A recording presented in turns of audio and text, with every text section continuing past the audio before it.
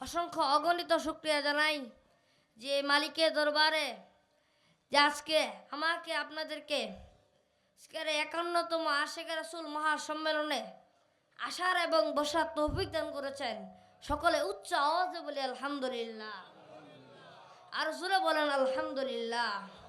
দুরুদ ও সালাম নূরের নবী, মায়ার নবী, আমার আপনার নবী হযরত মুহাম্মদ রাসূলুল্লাহ সাল্লাল্লাহু আলাইহি সাল্লাম নবীজির পাক কদমে। আজকে সংক্ষিপ্ত সময়ের ভিতরে কিছু আলোচনা করে ইনশাআল্লাহ আমি চলে যাব। আল্লাহ তাআলা আমাকে যেন আজকের আলোচনা করার তৌফিক দান করেন এবং আপনাদেরকেও যেন শোনার তৌফিক দান করে। সকলে বলেন আলহামদুলিল্লাহ। কুরআনুল কারীমের মধ্যে একটা সূরা আছে, সূরার নাম সূরাতুল মাইদা। সূরাতুল মাইদার 48 নম্বর আয়াতের মধ্যে আল্লাহ রাব্বুল আলামিন বলছেন, লিকুল্লি জাআল্না মিনকুম শিরাতাও ওয়া মিনহাজা যুরাকুম সুবহানাল্লাহ। আমার আল্লাহ রাব্বুল আলামিন সূরাতুল মাইদার 48 নম্বর আয়াতের মধ্যে বলছেন, নিশ্চয় আমি মানব জাতির জন্য দুইটা রাস্তা খুলে দিয়েছি। একটা হলো সিরাত মানে শরীয়ত, আর একটা হলো মিনহাজ মানে মারিফত। যুরাকুম সুবহানাল্লাহ।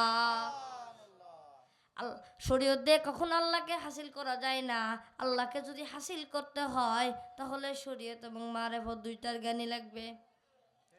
হযরত আব্দুল কাদের জিলানী রাহমাতুল্লাহি আলাইহি তিনি তার সিরারুল আসরার নামক কিতাবের মধ্যে লিখেছেন, একটা পাখির দুইটা ডানা। পাখির যদি একটা ডানা না থাকে তাহলে সে কোনোদিন তার শত্রুর হাত থেকে বাঁচতে পারে না। পাখি যদি তার শত্রুর হাত থেকে বাঁচতে হয় তাহলে তার দুইটা ডানাই লাগবে। তেমনি আমাদের শত্রু হইল শয়তান। শয়তানের হাত থেকে বাঁচতে হইলে শরীয়ত এবং মারিফত দুইটার জ্ঞানী লাগবে। কথা কোন ঠিক কিনা? আর শরীয়ত এবং মারিফতের জ্ঞান জানতে হইলে হক্কানি আল্লাহর ওলির দরবারে যাইতে হবে। আল্লাহর ওলির দরবারে গিয়ে যখন আল্লাহর ওলি আপনাকে শরীয়ত এবং মারিফতের জ্ঞান দিবে, তখন আপনার কলবের যত ময়লা আছে সব ময়লা দূর হয়ে ওই কলবের মধ্যে আল্লাহর বাসস্থান হয়ে যাবে। জোরে কান সুবহানাল্লাহ। একজন আল্লাহর ওলি ছিলেন, যার নাম হুজ্জাতুল ইসলাম ইমাম গাজ্জালী রাহমাতুল্লাহি আলাইহি। তিনি তার দাকাইদুল আকবার নামক কিতাবের মধ্যে 7 পৃষ্ঠার মধ্যে লেখেন, মানব দেহের মধ্যে যেমন সুরত রয়েছে, মানব দেহের মধ্যে যেমন একটা সুরত রয়েছে, তেমনি নামাজেরও সুরত আছে, তেমনি হজেরও সুরত আছে, যাকাতেরও সুরত আছে। ওই সুরত অনুযায়ী চলতে হবে। ওই সুরত অনুযায়ী যতক্ষণ পর্যন্ত নামাজ না পড়বেন ততক্ষণ পর্যন্ত ওই নামাজের মধ্যে যে তৃপ্তি, ওই নামাজের মধ্যে যে স্বাদ, ওইটা পাইবেন না।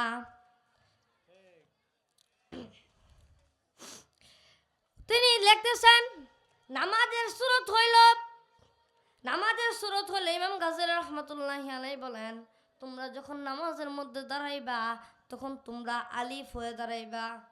এরপর যখন তোমরা রুকুতে যাইবা তখন তোমরা হা হয়ে রুকুতের মধ্যে যাইবা।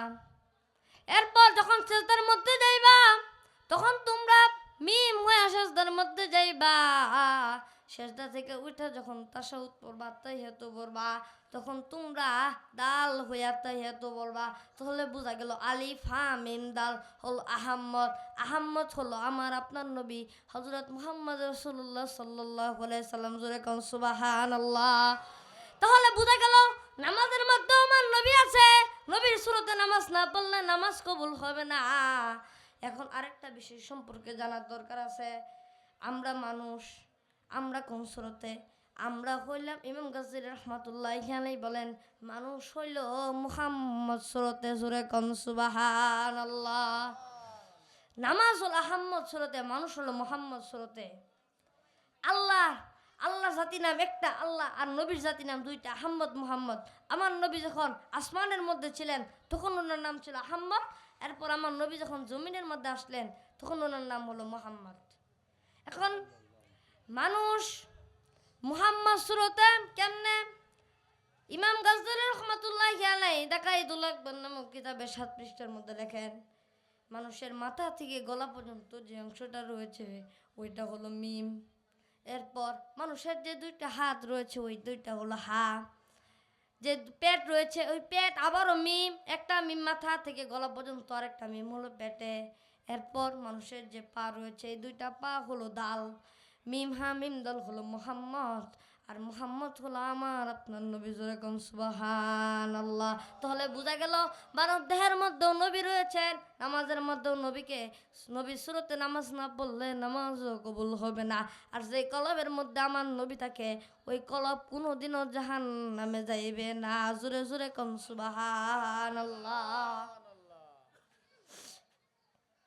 এখন আমরা নামাজ পড়ি, নামাজের মধ্যে আমাদের মন থাকে না, মন থাকে কোথায়? মন থাকে দুনিয়ার বিভিন্ন কাজের মধ্যে। ভুল বলছি? মন থাকে দুনিয়ার বিভিন্ন কাজের মধ্যে। এখন যতক্ষণ পর্যন্ত আপনার মন আল্লাহকে মহাব্বত করে, আল্লাহকে ভালোবেসে যতক্ষণ পর্যন্ত নামাজ না পড়বেন ততক্ষণ পর্যন্ত নামাজ তো কবুল হবে না। এখন প্রশ্ন আসতে পারে, আল্লাহকে যে মহাব্বত করবো, আল্লাহকে তো আমরা দেখি নাই। দেখছি? আল্লাহকে তো দেখি নাই।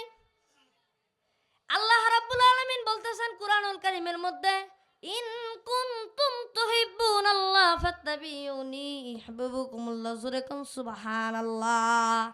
আল্লাহ রাব্বুল আলামিন বলেন, তোমরা যদি আমাকে মহব্বত করতে চাও, তোমরা যদি আমাকে ভালোবাসতে চাও, তাহলে তোমরা আমার নবীকে মহব্বত করো। জোরে কোন সুবহানাল্লাহ।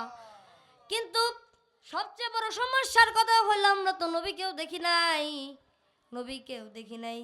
এত সমস্যা নাই, নবীকে না দেখলেও আমরা আল্লাহর ওলিদেরকে দেখছি। কথা কোন ঠিক কিনা?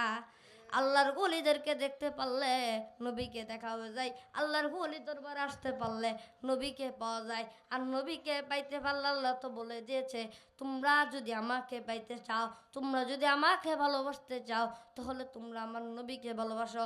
তার মানে বোঝা গেল আল্লাহর ওলি দরবারে আসলে নবীকেও পাওয়া যায়, নবীকে পাইতে পারলে আল্লাহকেও পাওয়া যায়। আল্লাহকে যদি পাওয়া যায় সরাসরি বান্দা জান্নাতের মধ্যে চলে যায়। জোরে কোন সুবহানাল্লাহ। তাহলে বোঝা গেল আল্লাহর ওলির দরবারে আসলে নবীকে পাওয়া যায়, নবীকে পাইতে পারলে আল্লাহকে পাওয়া যায়। তাহলে আমরা চেষ্টা করবো সবসময় আল্লাহর ওলির সহবতে থাকতে, আল্লাহর ওলির কাছে থেকে আল্লাহ এবং রাসূলকে পাওয়ার জন্য। ঠিক কিনা বলেন? আজকে যে বিষয়ে আমি আলোচনা করলাম, আল্লাহ রাব্বুল আলামিন যেন আমাদেরকে ওই বিষয়ে পরিপূর্ণ আমল করার তৌফিক দান করে। জোরে বলেন আমিন। ওয়া আখিরু দাওয়ানা আনিল হামদুলিল্লাহি রাব্বিল আলামিন। আসসালামু আলাইকুম ওয়া রাহমাতুল্লাহি ওয়া বারাকাতুহু।